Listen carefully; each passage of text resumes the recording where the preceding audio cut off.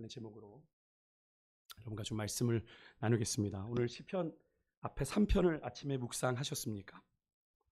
네, 묵상하신 분들도 계실 것이고 묵상하지 않으신 분들도 계실 테지만 왜 여쭙냐면 이 시편 4편은 시편 3편과 짝을 이루는 기도이기 때문에 그렇습니다. 여러분들 혹시라도 이제 아침마다 내가 무슨 말씀을 읽지라고 고민이 되신다면 아침에는 시편 3편을, 저녁에는 시편 4편을 읽으시면 될 것 같습니다.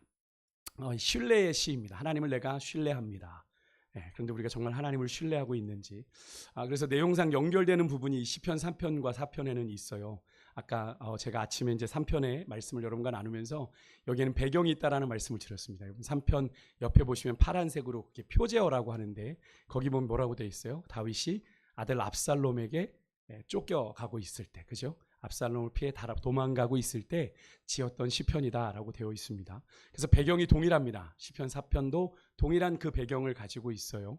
오늘 아침에 읽은 여러분 3편 2절에 보면 많은 사람이 나를 대적한다라고 이야기하는데, 그러면서 대적들의 조롱이 나왔는데 오늘 본문 6절에도 보면 4편 6절에도 여러 사람의 말이 우리에게 선을 보일 자 누구뇨? 라고 하는 이 질문과 맥락으로 연결되고 있어요. 또 3편 5절에 보면 내가 누워 자고 깨었으니라는 표현이 나와요. 아침에 일어나고 고백할 만한 고백이 오늘 본문 8절에 보면 내가 평안히 눕고 자리니 이렇게 되어 있죠. 그러니까 아침의 평안이 저녁의 평안으로 자연스럽게 이어지고 있는 것이 우리가 이 시편 3편과 4편을 통해서 볼 수 있는 장면인데요. 그래서 학자들은 이 시편 3편을 누워 자고 깨어드리는 아침의 기도라고 부르고, 이제 4편, 그것과 짝을 이루는 이 4편을 저녁의 기도, 내가 평안히 눕고 자리니 라고 하는 말씀이 있으니까 아침에도 내가 하나님을 신뢰하며 일어나고 밤에도 내가 하나님을 신뢰하며 잠에 드는 그런 것으로 이렇게 연결을 하고 있습니다. 그래서 시편 3편은 아침의 기도, 시편 4편은 저녁의 기도입니다. 그러니까 생각나실 때 시편 3편을 아침에 좀 읽으시고 저녁에 시편 4편을 읽고 잠에 드시면 하나님을 신뢰합니다라는 고백을 이제 저절로 이 말씀을 통해 드려지게 되는 거죠. 사실 오늘 제가 새벽에도 나누었습니다만 지금 다윗의 형편은 결코 녹록지가 않습니다. 우리가 지금 하나님을 향한 신뢰를 이야기하고 있지만 하나님을 향한 신뢰를 고백할 만한 상황이 결코 아닙니다. 아들이 아버지를 배신했고 신하들도 떠났습니다. 백성들도 자꾸 아들에게로, 반란군에게로 떠나갑니다. 결국 다윗이 지금 할 수 있는 일이라곤 목숨을 부지하기 위해서 예루살렘을 버리고 도망치는 것뿐이에요. 사무엘하 15장 이하에 나오는 일들을 배경으로 삼고 있죠. 지금 다윗이 처한 상황은 결코 평안하지 않은 상황입니다. 신뢰는 고사하고 불안하기 짝이 없는 상황이죠.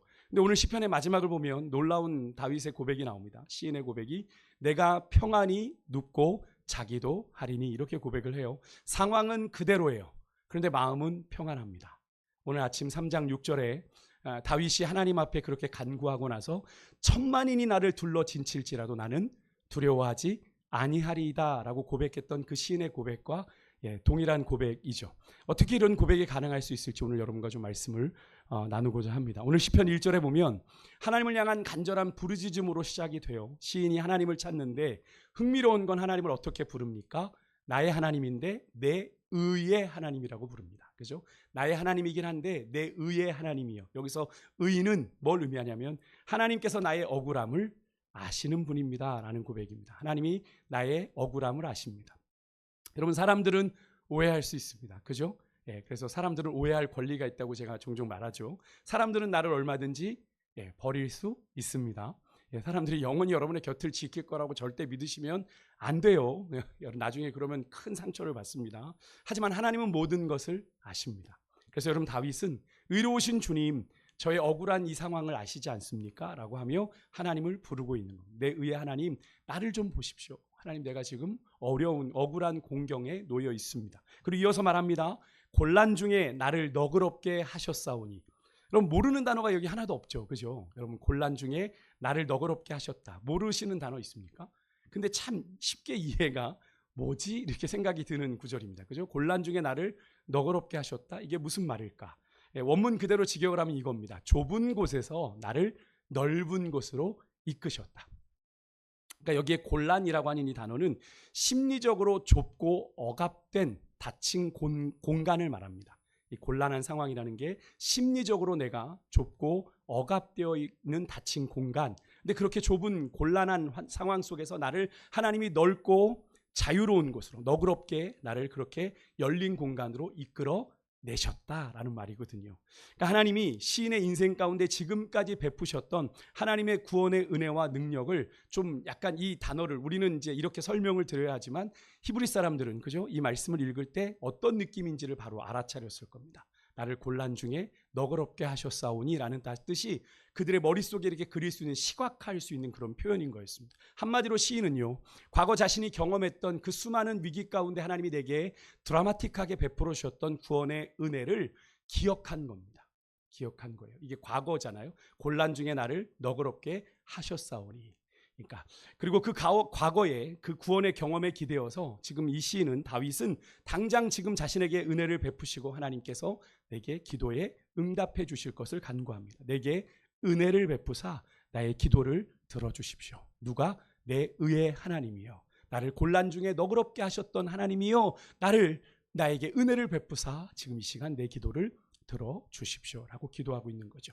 여러분, 이 시인의 고백 속에는 벼랑 끝에 선 인간의 다급한 외침과 그 외침을 들으시는 하나님을 향한 흔들림 없는 하나님을 향한 그 신뢰가 함께 여기에는 담겨 있습니다. 다급하지만 믿는 구석이 있는 거죠. 이전에도 여러분, 사방으로 꽉 막힌 절망의 자리에서 자신을 해방과 구원, 자유의 넓은 공간으로 이끌어내셨던, 내가 부를 때마다 항상 변함없이 응답하실 것이라는 그 하나님에 대한 그 굳건한 신뢰가 그 밑에 깔려 있는 건데요. 여러분, 오늘 시편의 시작은 그래서 상황이 아니라 하나님입니다. 오늘 시편의 시작은 상황이 아니라 하나님이에요. 여러분, 인생이 막히는 순간에, 우리가 인생의 위기를 만났을 때 우리에게서 가장 먼저 나오는 이름이, 여러분, 지금 내 삶의 주인이 누구인지를 드러냅니다.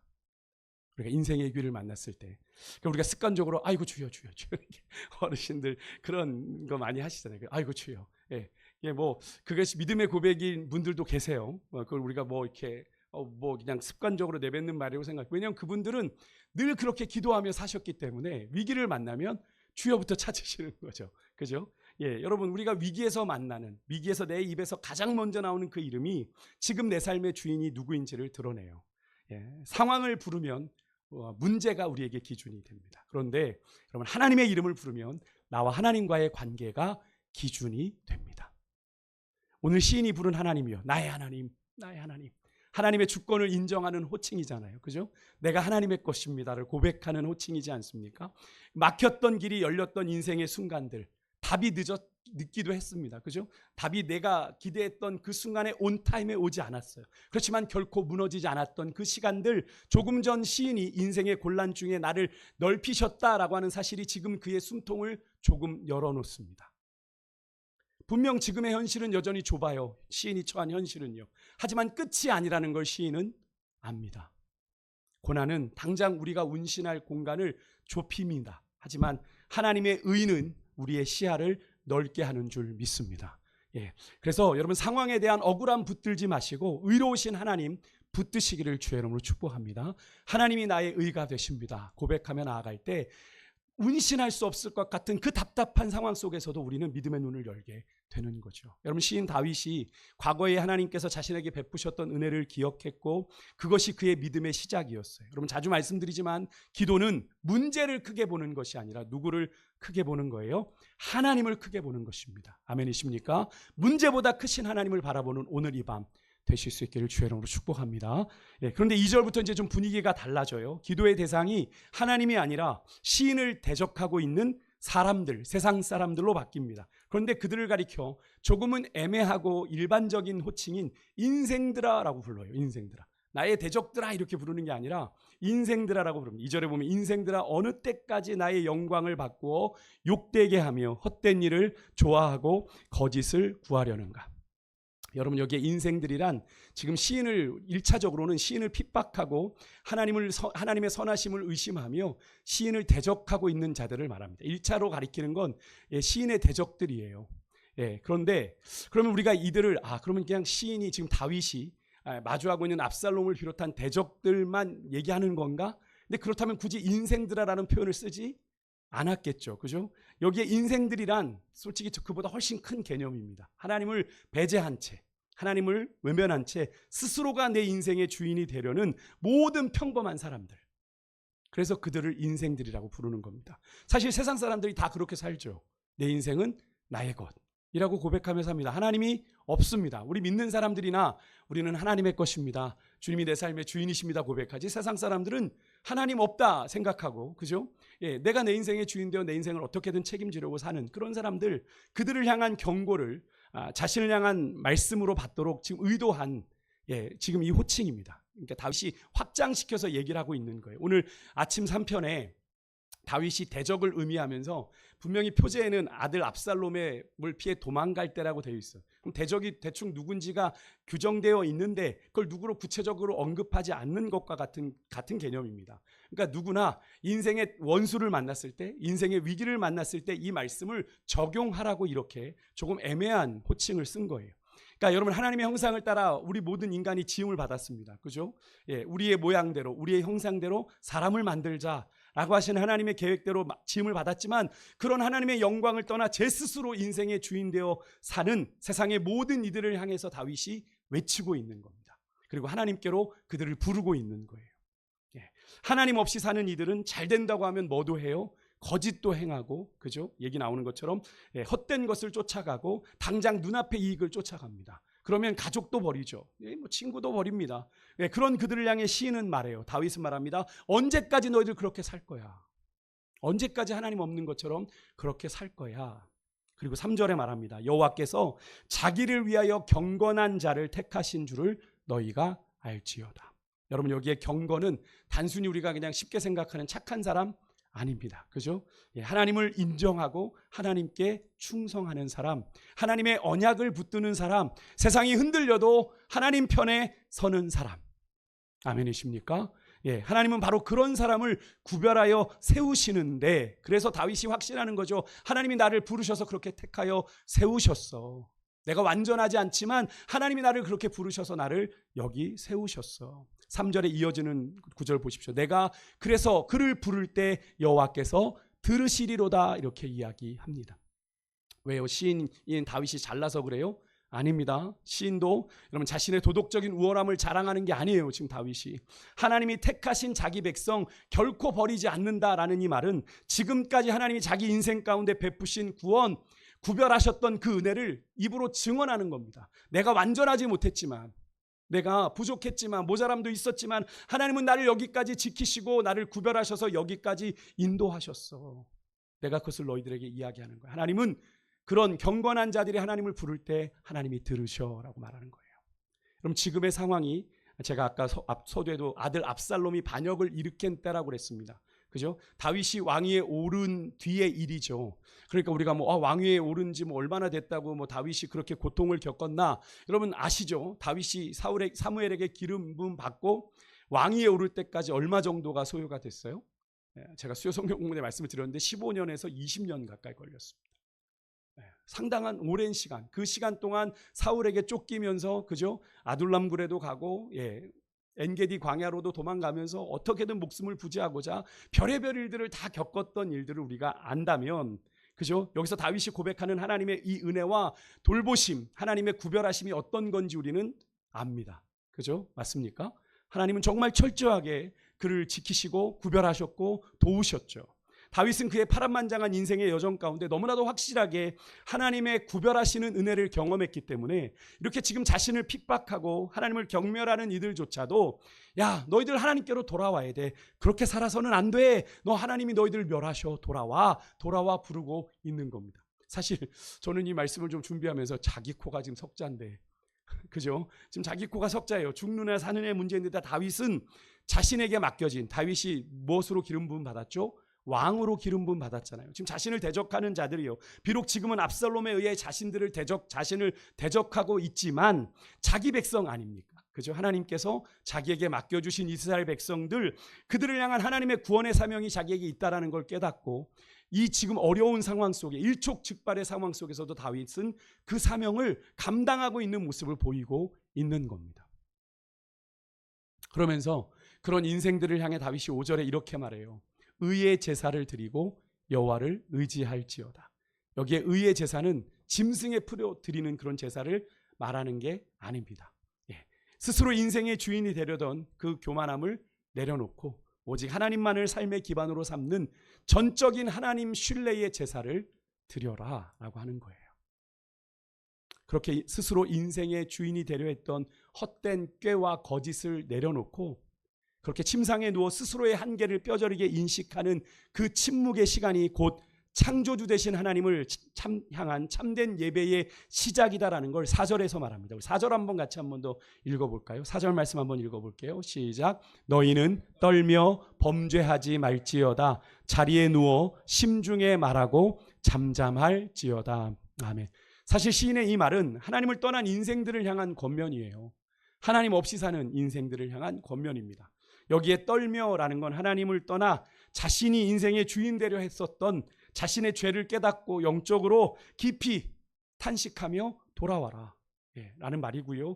여기에 잠잠할지어다 라는 이 말은 교만한 네 주장 고만 내밀고 하나님의 말씀 들을 준비를 해라 하는 말씀입니다. 여러분, 세상이 교만과 하나님을 향한 조롱으로 가득 차 있습니다. 오늘 우리가 사는 시대가 그런 시대죠. 다 나 잘났다고 외치고 있습니다. 그런데 그런 가운데 우리 믿는 자들이 취해야 될 가장 강력한 영적인 무기는 그런 그들을 대항해서 함께 분노하는 것이 아니라 여러분 그들을 향해 잠잠히 하나님을 신뢰하는 법을 보여주는 것인 줄 믿습니다. 하나님을 떠나고 하나님을 배제한 채 자기 맘대로 사는 인생의 끝 결국 뭡니까? 결국 헛된 것이고 거짓뿐이라는 것을 깨닫고 스스로 침묵하며 하나님께 귀를 여는 것만이 죄로 인해 죽어가는 영혼이 살 수 있는 유일한 길이다라고 하는 거예요. 오늘 시인은 그것을 말하고 있는데요. 여러분, 우리의 모습은 어떠합니까? 우리의 모습은 어떠해요? 혹시 하나님을 떠난 자들처럼 하나님을 배제한 채 세상을 향해 함께 분노하며 이 세상 가운데 그렇게 살아가고 있지는 않은지 여러분 좀 돌아볼 수 있길 소망하고요.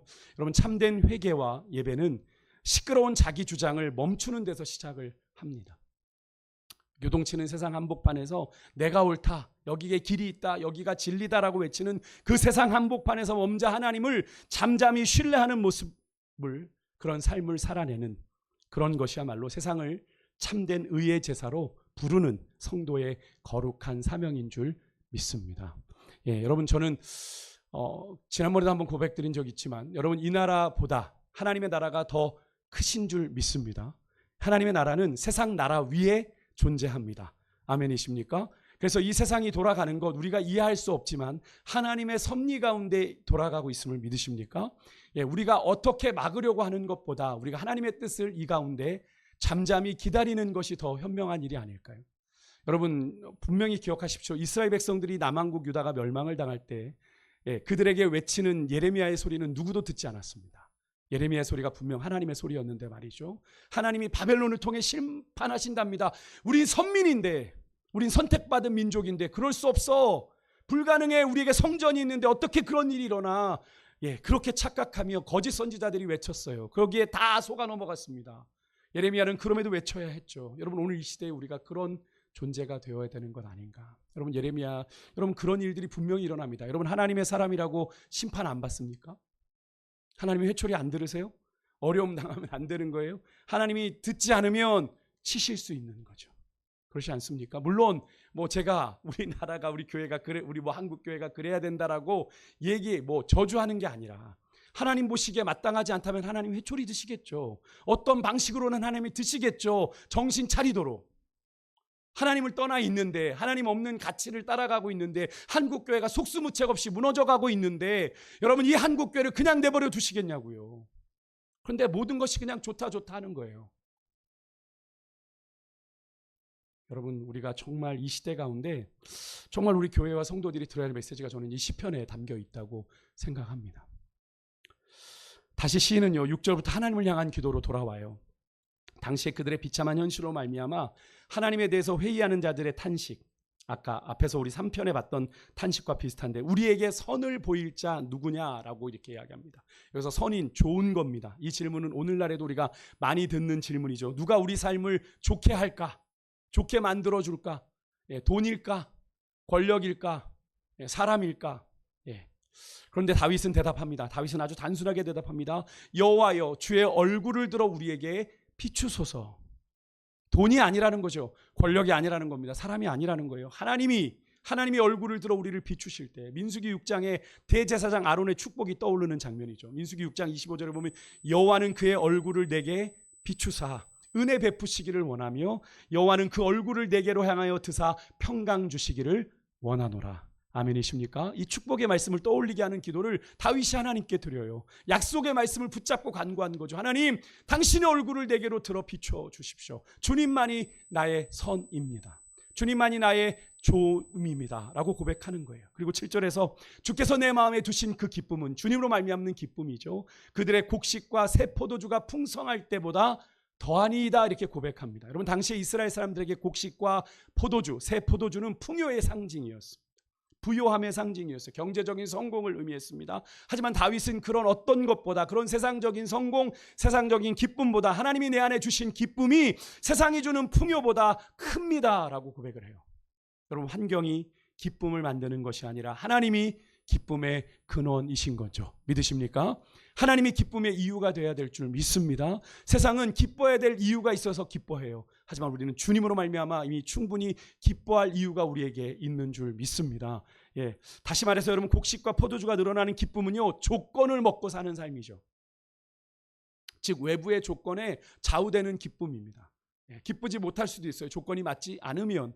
그런데 여러분, 하나님의 얼굴빛이 우리에게 주시는 기쁨은 어떤 겁니까? 영혼 깊은 곳에 닻을 내린 존재의 깊은 곳에서 솟아오르는 궁극적인 기쁨. 희열이란 표현을 좀 써도 좀 과장되지 않을 것 같습니다. 하나님과의 관계 속에서 솟구쳐 오르는 그 참된 기쁨, 적어도 마르지 않고 늦어도 사라지지 않는 기쁨, 하나님의 응답이 늦어져도 사라지지 않는 기쁨, 내가 기대한 만큼이지 않아도 사라지지 않는 기쁨. 여러분 안에 이 주님으로 말미암는 이 기쁨이 오늘 밤 충만하시기를 주의 이름으로 축복합니다. 물론 지금 다윗이 처한 상황은 아직도 거칠고 대적은 그대로입니다. 하지만 시인 다윗은 놀라운 고백을 합니다. 하나님의 이 기쁨을 마음에 누리고 보니 8절이죠. 함께 같이 읽을게요. 시작. 내가 평안히 눕고 자기도 하리니 나를 안전히 살게 하시는 이는 오직 여호와이시니이다. 아멘. 압살롬은 여전히, 아들 압살롬은 다윗 아버지를 확실하게 잡으려고 군사를 계속 모으고 있고 아직 반역이 끝나지 않은 상황입니다. 그런데 문제는 그대로예요. 그죠? 지금 다윗에게 문제는 그대로 있어요. 그런데 다윗은 평안히 잠을 청해요. 어떻게 그럴 수 있습니까? 나를 안전하게 하시는 이는 누구니까? 오직 여호와 하나님이시니까. 여러분, 평안은 우리가 간절히 소망하는 그 평안함은 문제가 없어지는 것이 아니라, 상황이 변하는 것이 아니라 하나님이 나와 함께 하신다는 확신인 줄 믿습니다. 하나님이 나와 함께 하신다는. 다윗은 안전이 확보되어서 이런 고백을 한 게 아닙니다. 자신의 안전을 누구에게 맡겼기 때문이에요? 하나님께 맡겼기 때문에 이런 고백을 하는 겁니다. 이런 확신에 찬 고백을 할 수 있었던 거죠. 여러분, 참 평안은 어떤 내가 상황과 조건을 통제한 결과가 아니고요, 내가 하나님을 의탁하는 의탁의 열매입니다. 다윗은 여전히 밤이지만 그의 마음은 주님으로 인해 벌써 이미 아침으로 향해 있는 걸 볼 수 있어요. 내가 평안히 눕고 자리니 마음이 이미 주님께 온전히 가 있습니다. 여러분, 이렇게 하나님을 전적으로 신뢰하며 의지하는 이 의탁의 열매가 저와 여러분의 삶에도 풍성할 수 있기를 주의 이름으로 축복합니다. 말씀 마칠게요. 여러분, 예수님께서도 제자들에게 이런 말씀하셨죠. 요한복음 14장 27절, 우리 잘 아는 말씀입니다. 함께 읽을까요? 같이 읽습니다. 시작. 평안을 너희에게 끼치노니 곧 나의 평안을 너희에게 주노라. 내가 너희에게 주는 것은 세상이 주는 것과 같지 아니하니라. 너희는 마음에 근심하지도 말고 두려워하지도 말라. 아멘. 여러분, 세상은 조건이 맞아야 평안을 줍니다. 그죠? 하지만 주님은 폭풍 속에서도 우리에게 평안을 주실 수 있습니다. 그래서 우리는 다윗처럼 고백할 수 있는 거죠. 8절이죠. 내가 평안히 눕고 자기도 하리니 나를 안전하게 살게 하시는 이는 오직 여호와이시니이다. 여러분, 저는 이 말씀을 마무리하면서 시편 23편 6절을 여러분과 나누고 싶습니다. 내 평생의 선하심과 인자하심이 반드시 나를 따르리니 내가 여호와의 집에 영원히 살리로다. 이 시편 23편 우리가 너무나 잘 아는, 여호와는 나의 목자시니, 다윗이 노년에 지은 시인데 파란만장한 인생길을 걸어갔다고 해서 다윗이 하나님 마음에 합한 인생이라 극찬을 받았던 인생이었지만 그의 인생에 늘 푸른 초장 맑은 물가만 있지 않았어요. 그죠? 그도 또한 사망의 음침한 골짜기를 다닐 순간도 있었죠. 오늘 이야기가 그 중에 하나일지 모르겠습니다. 근데도 그러면서도 다윗은 마지막 그의 인생길을 정리하며 내 평생에, 여기서 선하심과 인자심은 누구의 선하심과 인자심이에요? 하나님의 선하심과 인자심이 반드시 나를 따릅니다. 내가 여호와의 집에 영원히 살 겁니다. 라는 고백을 하고 있죠. 여러분, 우리 믿음의 사람들이 이 고백을 하며 평생을 살아갈 수 있다면, 여러분, 오늘 우리가 이 다윗과 같은 그런 믿음의 고백을 하나님 앞에 얼마든지 올려드릴 수 있지 않을까요? 예, 다윗의 현실이 이렇게 늘 푸른 초장이 이어서 이런 고백을 한 것이 결코 아니라는 것에 우리가 집중해 볼 수 있어야 됩니다. 우리의 인생에도 수많은 어려움들이 닥쳐오지만 그럼에도 불구하고 그때마다 우리가 붙잡아야 되는 건 뭐예요? 하나님의 선하심, 하나님의 인자하심을 우리가 붙들 때 우리는 여호와의 집에 영원히 거하는 삶, 주님이 책임지고 주님이 다스리시는 삶을 살아가게 되는 줄 믿습니다. 여러분, 이 다윗의 고백이 여러분과 저의 평생의 고백이기를 소망하고 우리 그 마음의 고백을 담아 우리 이 시간에 같이 이 찬양을 좀 했으면 좋겠습니다. 믿음이 없이는 우리 이 찬양 같이 고백할 때 여러분, 이 찬양의 가사를 한번 잘 묵상해 보셨으면 좋겠습니다. 오늘 내 마음이 너무 둔하여 주님이 내 안에 일하고 계시는데 보지 못하는 것은 아닌지, 언제부터 내 삶의 주인이 내가 되어 버렸는지, 여러분, 우리 안에 없어진 그 믿음 다시 회복하는 오늘 이 밤이 될 수 있도록 우리 그렇게 부르심 앞에 나아가겠습니다.